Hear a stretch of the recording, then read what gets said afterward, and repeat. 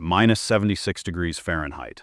That's not a headline number, that's the actual air outside the cockpit at 27,300 feet over Bremen on December 20th, 1943.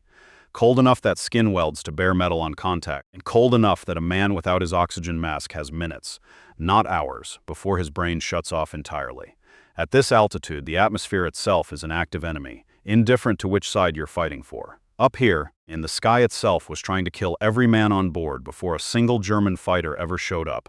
Flying through that frozen hell was a B-17F Flying Fortress named Ye Old Pub, commanded by a 21-year-old lieutenant from West Virginia named Charlie Brown. His crew was headed for a Focke-Wulf production plant. They never made it to the target before their odds lost. A wall of German 88mm flak detonated directly in their path. The blast tore open the plexiglass nose, wiped out engine number 2 completely, and crippled engine number 4. Ye Olde Pub couldn't hold formation speed anymore. It began sliding backward, out of the tight, interlocking defensive fire of the American bomber formation, the wall of machine guns that made the combat box survivable in the first place. And everyone on that crew knew exactly what losing that protection meant. A straggler alone in German airspace wasn't just vulnerable. In the brutal arithmetic of the air war, it was already, statistically, a kill. Before we get into exactly why the Luftwaffe couldn't finish this bomber off despite every advantage in the book, we want to know who's watching this with us. This history survives because people keep it alive. So, drop a comment. Where are you watching from?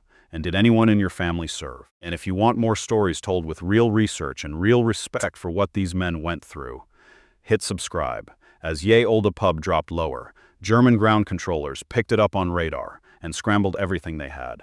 Within minutes, more than a dozen Messerschmitt Bf-109s and Focke-Wulf FWW-190s from the elite Jagdgeschwader 11 converged on the crippled bomber from every direction. What followed wasn't a fight. It was an execution in progress. The Germans worked with cold precision, using the standard doctrine against a crippled straggler.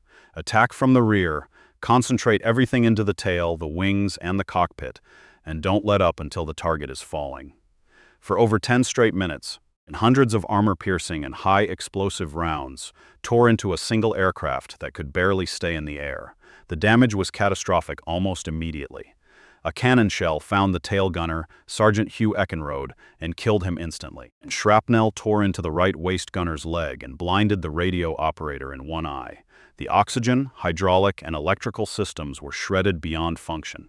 The crew's heated flight suits shorted out in air cold enough to freeze a man solid, and the ball turret gunner's feet began to actually ice over inside his boots. When someone tried to grab morphine to treat the wounded, they found the syrettes had frozen into useless blocks of glass. By the time the Germans were done, half the rudder and the left elevator were gone. Every rule of aerodynamics said this aircraft should have folded in half and gone down in flames over the German countryside. It didn't, to the German pilots pulling away from the wreck, and what they were looking at made no sense. A shattered, smoking metal skeleton. And it was still flying. The answer wasn't luck. It was engineering. Boeing had built the B-17 around massive and redundant structural spars running the length of the wings. Not a sleek fighter's frame built for elegance, but something closer to a steel bridge built to take a beating and keep standing. A 20mm shell could blast a hole the size of a dinner table through the fuselage, and as long as those spars held, the bomber held. And backup control cables kept the tail and flaps responsive even after the primary lines were shot away, a redundancy no European fighter designer had ever bothered to build into their own delicate machines. The German pilots of JG-11 and flying aircraft that a single well-placed burst could kill outright emptied their entire ammunition supply into an aircraft that simply absorbed it and kept flying. Eventually the Germans ran dry and broke off, heading home to rearm and leaving the wreck of Ye Olde Pub limping alone just a few thousand feet over enemy territory. Inside the cockpit, Charlie Brown was bleeding from a shrapnel wound in his shoulder, fighting to hold a dying aircraft level. But the danger wasn't over, because waiting on a German airfield dead ahead of them, refueling and rearming, was a Luftwaffe Ace-1 confirmed kill away from the highest honor his country could give him. While the wreck of Ye Olde Pub limped away from the slaughter, a 28-year-old Bavarian ace named Franz Steigler stood on a German airfield below, cigarette in hand, leaning against his Messerschmitt Bf-109G while his ground crew reloaded the guns and topped off the fuel. Stigler wasn't new to this. He'd survived the brutal air war over North Africa and years of grinding combat over Europe, and he was sitting on 27 confirmed aerial victories. In the rigid, status-obsessed culture of the German Jagdflieger, a number like that put a pilot right at the threshold of legend. He needed exactly one more heavy bomber kill to be awarded the Ritterkreuz. The Knight's Cross, the single highest military honor the Third Reich could hang around a man's neck. Then he heard it, the deep growl of Wright Cyclone engines rolling in low over the tree line, a lone B-17 flying just a few thousand feet up, barely holding altitude. To Stigler, it looked like the easiest kill of his career. He dropped the cigarette and dropped into the cockpit and shoved the throttle forward. It took him only minutes to close the gap. Ye Old Pub was crawling along at barely 135 miles an hour, dangerously close to its own stall speed. An easy target even for a rookie, let alone a 27-kill ace. Stigler executed the textbook approach, sliding his Messerschmitt into perfect position at the bomber's 6 o'clock, the classic kill spot every fighter pilot in Europe had drilled 1,000 times. He aligned the massive B-17 dead center in his illuminated Reeve gun sight. His thumb found the firing button. One short burst of 20mm explosive shells into the wing root, and the Knight's Cross would finally be his. Then, closing inside 200 feet, his thumb stopped moving, because what he was looking at through that gun sight wasn't an airplane anymore. It was a skeleton. The left horizontal stabilizer was gone entirely. The rudder was sheared clean in half, and whole panels of aluminum skin had been ripped away, exposing bare structural ribs like the bones of some dead animal. And through those gaps, Stigler realized he could see straight into the fuselage, clean through to the other side. He saw the tail gunner, Sergeant Hugh Eckenrode, slumped dead over his guns, his blood already frozen solid in the impossible cold. Stigler eased off, drifting alongside the wounded bomber instead of behind it. Through the torn open fuselage, he saw the surviving crew, not fighting, not manning a single gun, just huddled together in the freezing slipstream, trying to keep each other alive. For a German fighter pilot, the rules of the sky were built on honor and lethal geometry. You destroy the enemy's machine, full stop. But years earlier in North Africa, Stigler's commanding officer, the legendary ace Gustav Rodel, had drilled something else into him, a code Stigler had carried with him through every mission since. You are fighter pilots first, last, always, Rodel had told his men. If I ever hear of any of you shooting at someone in a parachute, I'll shoot you myself. Looking at the wreck beside him, Stigler understood exactly what he was looking at. This wasn't a target anymore. It was a crew of defenseless men trapped inside a sinking ship that, through no fault of the men flying it, simply refused to sink, kept aloft only by the stubborn, brutal mass of its own structural spars. Pulling the trigger now wouldn't be combat, by any definition Stigler recognized. It would be an execution, no different from shooting a man hanging helpless in a parachute.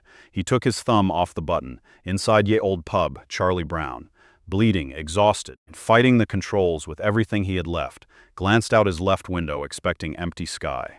Instead, less than 40 feet off his wingtip, he found the gray camouflage of a Messerschmitt, the black cross painted on its side, and a German pilot staring directly at him through the glass. The psychological shock was total. Brown was certain his mind was breaking, that the blood loss and the cold were finally catching up with him. He shut his eyes, shook his head, and opened them again. The German fighter was still there, flying wing to wing, close enough that he could make out the man's face behind the glass. Stigler started gesturing frantically and urging Brown to put the bomber down on German soil and surrender rather than risk the long, freezing crossing over open water. Brown didn't move. Stigler tried again, pointing hard toward the north, toward neutral Sweden, internment for the rest of the war, and survival. Instead of a slow death somewhere over the North Sea, Brown just stared back, too deep in shock to make sense of any of it. All he knew for certain was that a German fighter was flying beside him, close enough to touch, and for reasons he couldn't begin to explain, it wasn't shooting. As the wrecked Ye Old Pub crawled toward the German coastline, Charlie Brown was running purely on instinct. He was bleeding heavily. His crew was wounded and scattered through a shredded fuselage, trying to keep each other alive with whatever they had left. And a fully armed Messerschmitt was still flying close enough to his wing that he could make out the German pilot's expression through two panes of freezing glass. Stigler had already tried to wave them down, tried to point them towards Sweden and safety. Brown, locked into duty and shock in equal measure, kept the nose pointed at the North Sea and England beyond it. For Stigler, The moral dilemma was about to become something much more urgent. He knew exactly what sat between this bomber and open water: the Atlantic Wall, and with it one of the densest concentrations of 88mm anti-aircraft guns anywhere in the Third Reich, built specifically to shred anything that came near the coastline. And flak crews that well-trained didn't miss a target flying at 1,000 feet and crawling along at 135 miles an hour. If Stigler simply turned around and flew home the way protocol demanded, those guns would finish what JG-11 had started, and there would be nothing left of the bomber or its crew by the time it reached the water. Every rule Stigler had ever been trained under told him to break off now. Helping an enemy aircraft wasn't just against protocol. Under the Reich's own laws, it was treason, and treason meant a firing squad. He looked one more time at the exposed ribs of the American bomber and made a decision that ran completely against everything the war had trained him to be. Instead of peeling off, he pushed the throttle forward and tucked his Messerschmitt in tight against the B-17's wing, flying formation instead of pursuit. He was using his own aircraft as a shield when the coastal flak batteries picked up the incoming bomber, and gunners locked their sights on the easy kill, and then hesitated. Through their optics, they saw something that made no sense: a Luftwaffe ace, flying in tight, deliberate formation with the enemy. And nobody down on the ground could be certain what they were looking at. Maybe this was an escort bringing a captured bomber back to a Luftwaffe field. Maybe opening fire meant killing one of their own most decorated pilots by mistake. In that split second of doubt, no gunner wanted to be the one who made the wrong call. They held their fire. Stigler walked Ye Olde pub straight through the deadliest anti-aircraft zone in occupied Europe, using the emblem on his own fuselage as cover for the enemy beside him. Once they were past the coast and out over the gray open water of the North Sea, Stigler knew the flak couldn't reach them anymore. And he also knew the B-17 was so badly wounded, it had almost no real chance of surviving the 250 miles back to England. He pulled slightly ahead, looked back one last time at the young American pilot, who simply refused to give up his aircraft, and raised his hand to his forehead in a slow, deliberate salute. Then he peeled away and dove back toward the continent, alone. Somehow, against every law of aerodynamics stacked against him, and Charlie Brown wrestled the ruined Ye Olde pub across the North Sea and put it down safely at the 448th Bomb Group's base in seething England. When intelligence officers walked out to inspect the damage, they were speechless, and Brown told them a German fighter had escorted them through the flak and saluted them on the way out. The reaction wasn't disbelief, it was alarm. Command moved fast to bury the story entirely. A tale of German mercy in the middle of a total, industrialized war was dangerous. It could soften American gunners at exactly the moment they needed to stay ruthless, could plant doubt in men who needed none. Brown was told in no uncertain terms and to never speak of the German pilot again for as long as he lived. Hundreds of miles away, Stigler landed back at his own base. When his commanders asked what happened to the straggler, he lied and told them he'd shot it down over the North Sea. And the truth would have meant a visit from the Gestapo and a bullet. For almost 50 years, what happened over Bremen on December 20th, 1943 stayed buried. Classified on one side, hidden out of fear on the other. But what it revealed about the machinery of that war never really went away. The Third Reich had tried to build a fighting force with no room left for mercy, men trained to see the enemy as nothing more than a target to be erased. Yes, but that system was still built on human beings, and human beings don't always follow the program. When Stigler looked through the wreckage of that bomber and saw living men trying to save each other, whatever conditioning the Luftwaffe had built into him simply gave out. The bomber survived because American engineers built something that refused to break. The men inside it survived because, in the coldest, most lethal sky in the world, one German pilot decided his conscience mattered more than a medal.